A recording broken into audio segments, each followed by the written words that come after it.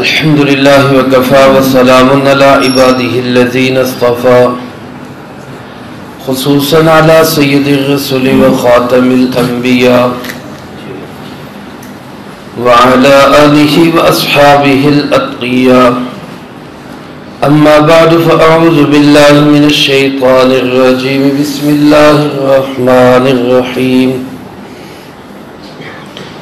هل ينظرون إلا أن تأتيهم الملائكة أو يأتي أمر ربك كذلك فعل الذين من قبلهم وما ظلمهم الله ولكن كانوا أنفسهم يظلمون فأصابهم سيئات ما عملوا وحاق بهم ما كانوا به يستهزئون. وقال الذين أشركوا لو شاء الله ما عبدنا من دونه من شيء نحن ولا آباؤنا ولا حرمنا من دونه من شيء كذلك فعل الذين من قبلهم فهل على الرسل إلا البلاغ المبين. هل ينظرون إلا أن تأتيهم الملائكة، کیا یہ لوگ انتظار کر رہے اس بات کا کہ آ جائیں ان کے پاس فرشتے، او یأتی امر ربک، یا آ جائیں ان کے پاس تیرے پروردگار کا حکم. كذلك فعل الذين من قبلهم، اسی طرح کیا ان لوگوں نے جو ان سے پہلے گزرے. وما ظلمهم اللہ، اور نہیں ظلم کیا اللہ نے ان پر. ولیکن کانوا انفسهم یظلمون، لیکن وہ لوگ خود اپنے آپ پر ظلم کر رہے تھے. فاصابهم سیئات ما عملوا، پس ان کو آ پکڑا اسی چیز کی برائی نے جو وہ عمل کرتے رہے. وحاق بهم ما كانوا به يستهزئون، اور اسی چیز نے ان کو گھیرے میں لے لیا جس کا وہ مذاق اڑایا کرتے تھے. وقال الذين اشركوا، اور کہنے لگے وہ لوگ جنہوں نے شرک کیا، لو شاء اللہ، اگر اللہ چاہتا، ما عبدنا من دونه من شيء، تو ہم اللہ کے سوا کسی کی بھی عبادت نہ کرتے. نحن ولا آباؤنا، نہ ہم اور نہ ہی ہمارے آباء و اجداد. ولا حرمنا من دونه من شيء، اور نہ ہی ہم اس کے سوا کسی چیز کو حرام قرار دیتے.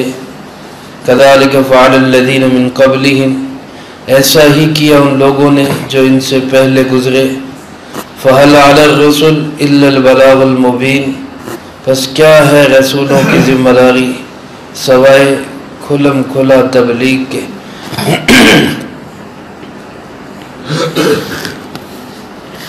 ان آیات مبارکہ میں اللہ رب العزت نے کافروں کی بدعملیوں کے جواب میں ایک ان کو دھمکی آمیز لہجے میں سمجھانے کی کوشش کی. بہت سارے کفار کا مطالبہ ہوتا جی ہم آپ کو تب اللہ کا نبی مانیں گے، اللہ کا رسول مانیں گے جب فرشتے آ کے ہمیں بتائیں.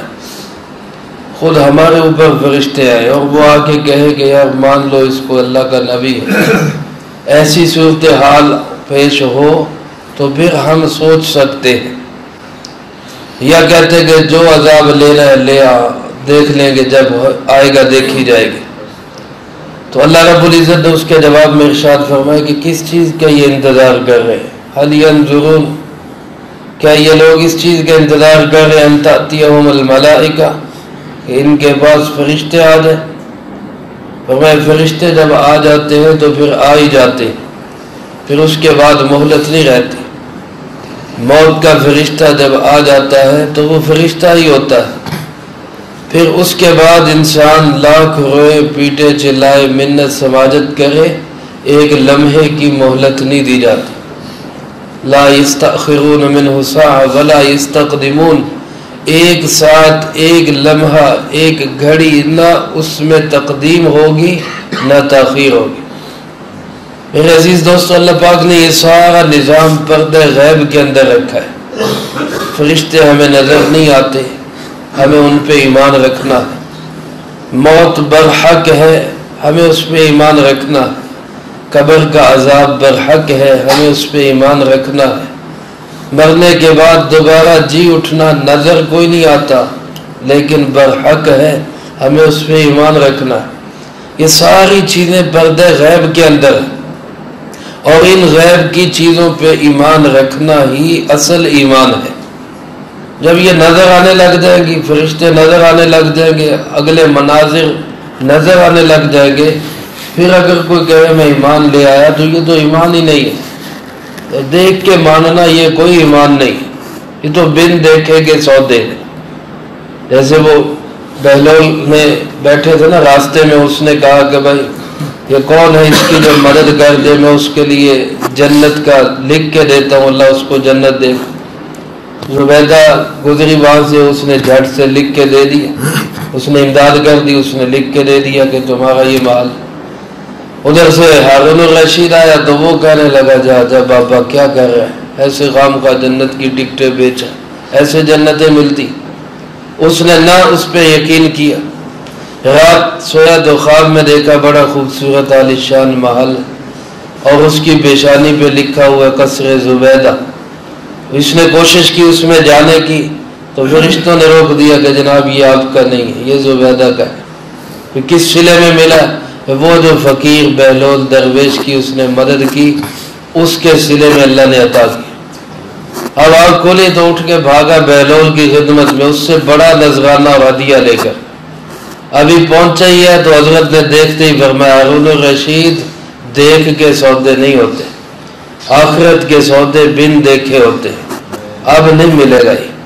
تو میرے محترم دوستو، یہ سارے سودے اللہ پاک نے پردہ غیب میں رکھے، بن دیکھے اللہ پہ ایمان لائے، بن دیکھے جناب محمد کریم صلی اللہ علیہ وسلم پہ ایمان لائے، بن دیکھے قرآن پاک کو، قرآن پاک کی وحی کو اترتے دیکھا نہیں ہے، لیکن ایمان ہے کہ جناب نبی پاک صلی اللہ علیہ وسلم کا کلام ہے، اللہ کا کلام ہے، اللہ نے آپ پہ اتارا، حق اور سچ ہے۔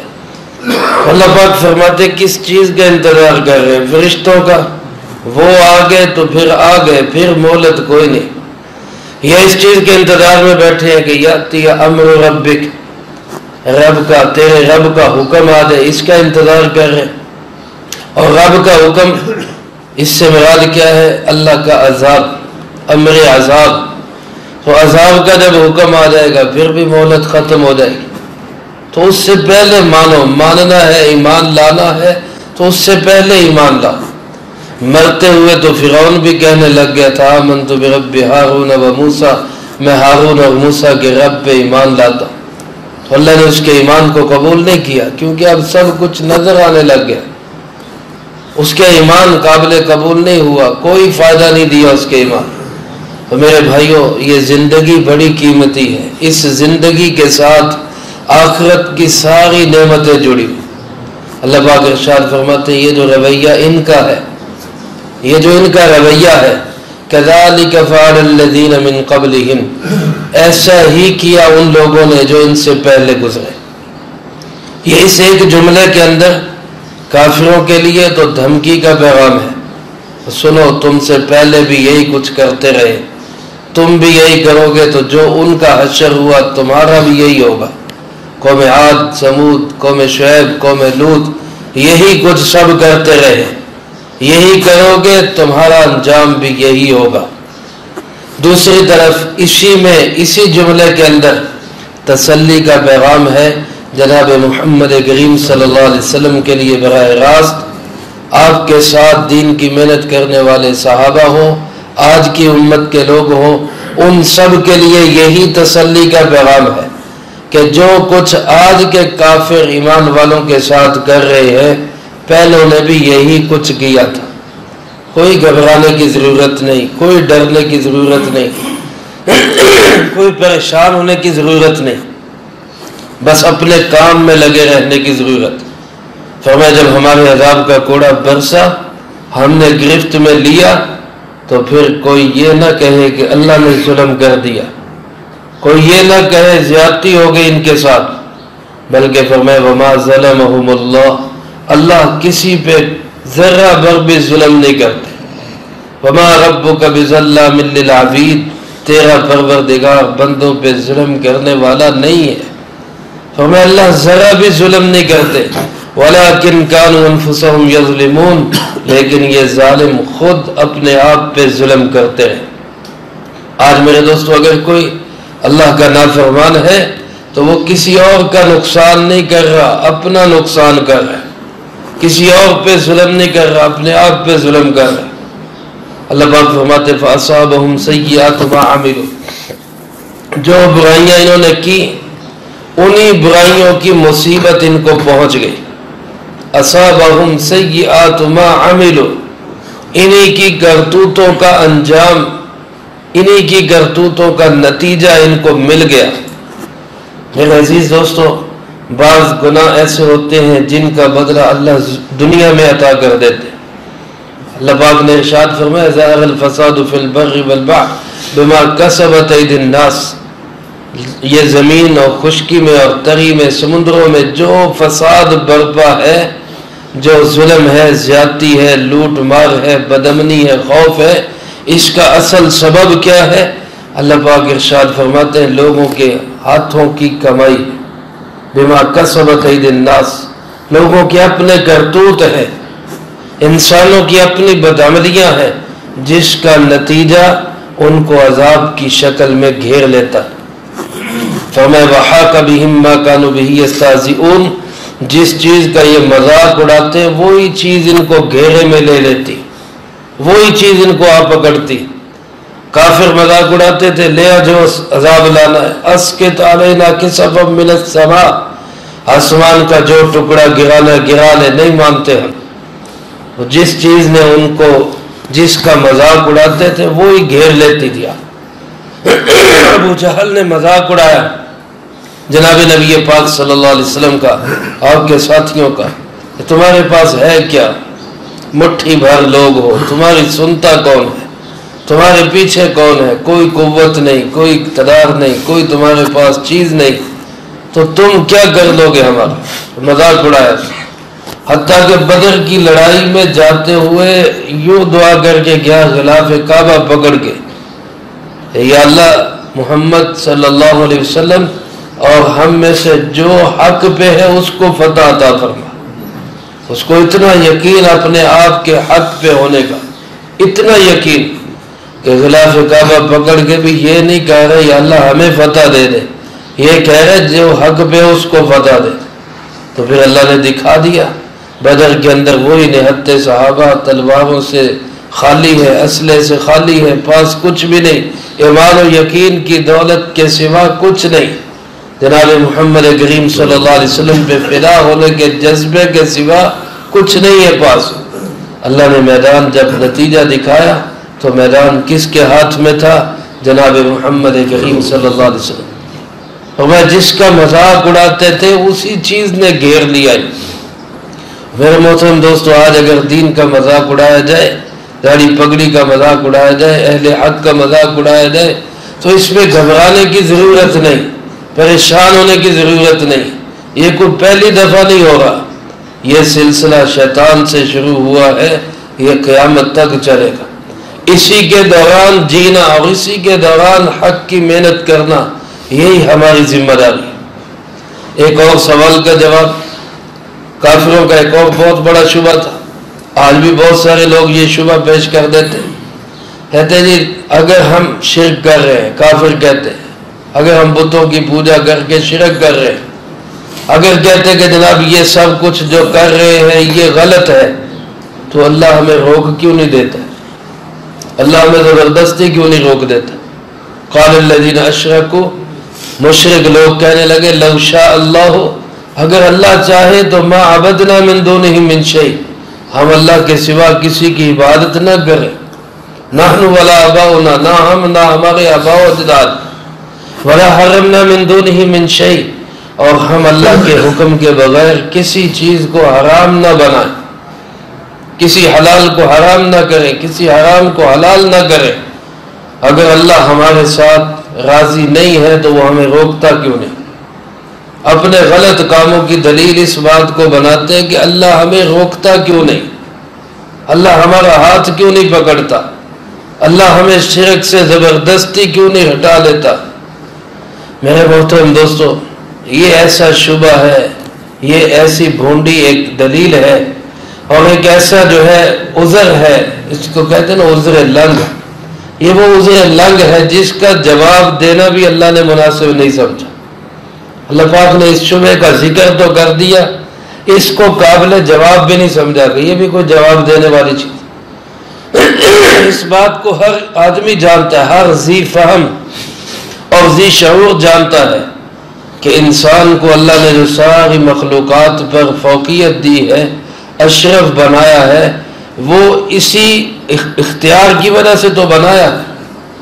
اللہ نے اس کو مجبور نہیں کیا۔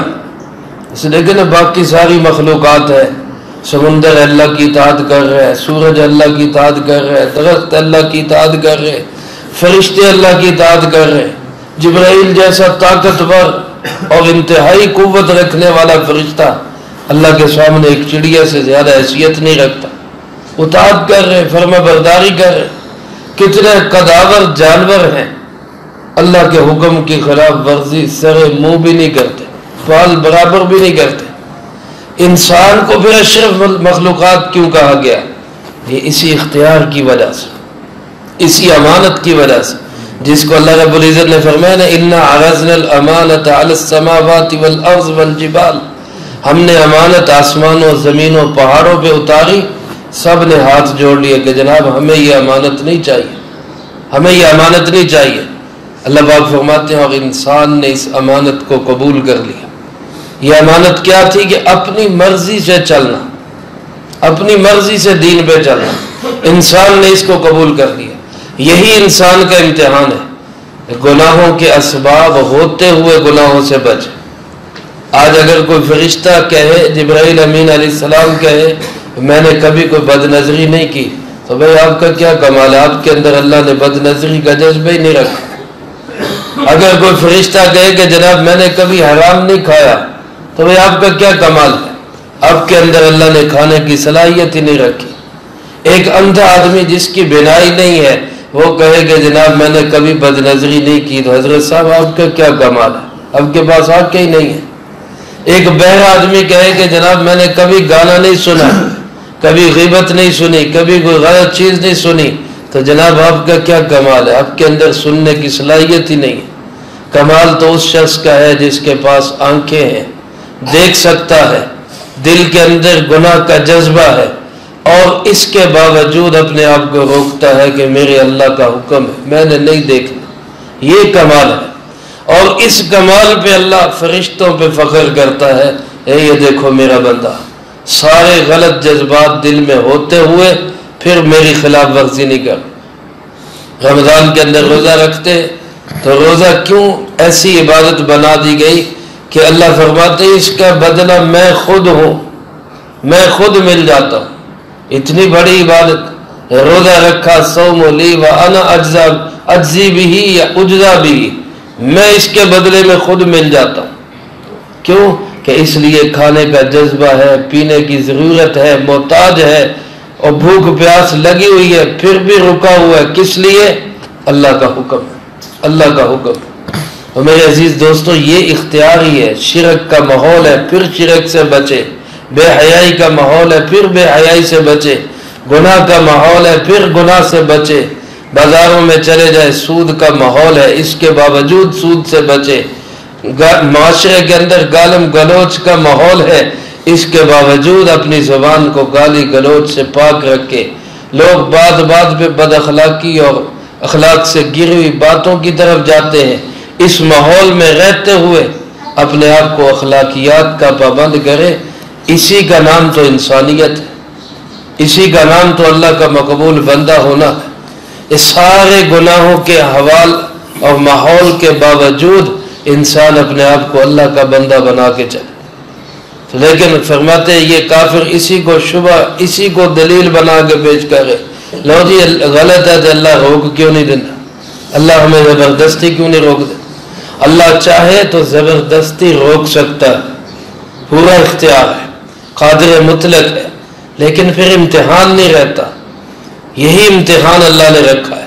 اللہ پاک فرماتے ہیں یہ شبہات، یہ سوال اور یہ بیہودہ دلائل یہ آج کی بات نہیں. کذالک فعل الذین من قبلہم، پہلوں نے بھی ایسے ہی کیا تھا، اس کی پرواہ نہ کرے، پہلے بھی ایسے ہی کرتے آئے.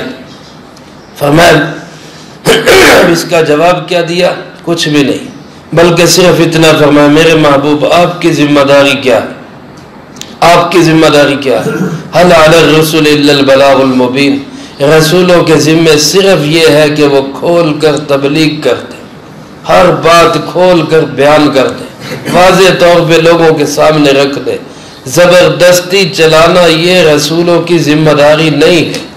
لست علیہم بمسیطر، آپ ان پہ مسلط نہیں ہے، اور آپ سے سوال نہیں ہوگا، آپ سے نہیں پوچھا جائے گا ان اصحاب الجحیم، جہنم میں جانے والوں کے بارے میں کہ یہ کیوں جہنم میں چلے گئے، آپ سے سوال نہیں ہوگا.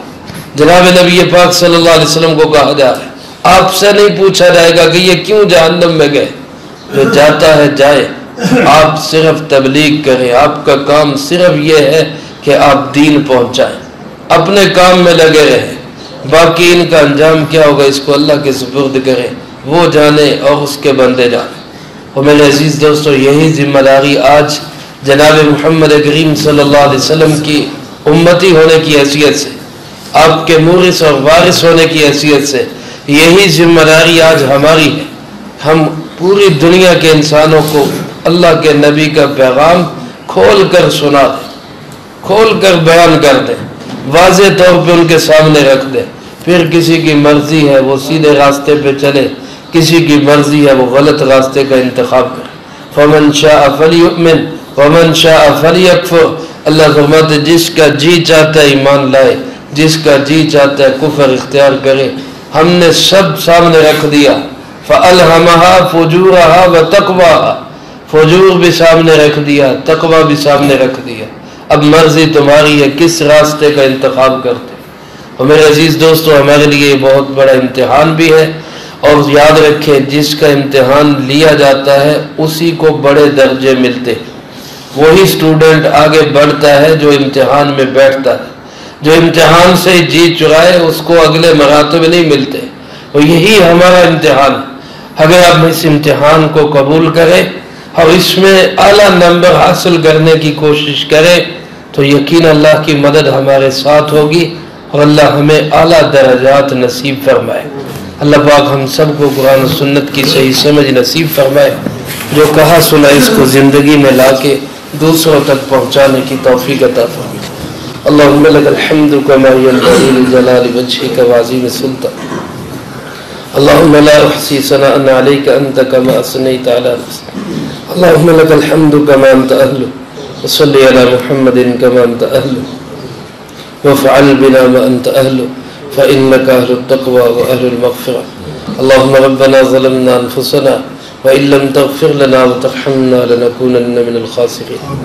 اللهم ربنا آتنا في الدنيا حسنة وفي الآخرة حسنة وقنا عذاب النار. اللهم ربنا هب لنا من ازواجنا وذرياتنا قرة اعين واجعلنا للمتقين اماما.